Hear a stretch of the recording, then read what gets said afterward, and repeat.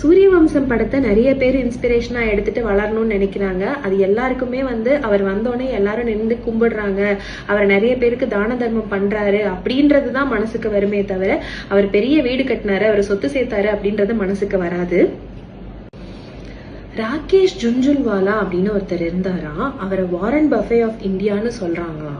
அவர் நிறைய பணம் சம்பாதிச்சாராம் ஸ்டாக் மார்க்கெட்ல இருந்து. மிடில் கிளாஸ்ல இருந்து ஒரு பில்லியனர் ஸ்டேட்டஸ்க்கு போயிருக்காரு. பட் அவருக்குன்னு சொல்லி நிறைய ஸ்பெண்ட் பண்ணதே கிடையாதான். Aakanksha foundation, Ashoka university, saint Jude children care centres, Agastya international foundation சொல்லி நிறைய சேரிட்டிக்கு தான் அவர் பணத்தை செலவு பண்ணாராம்.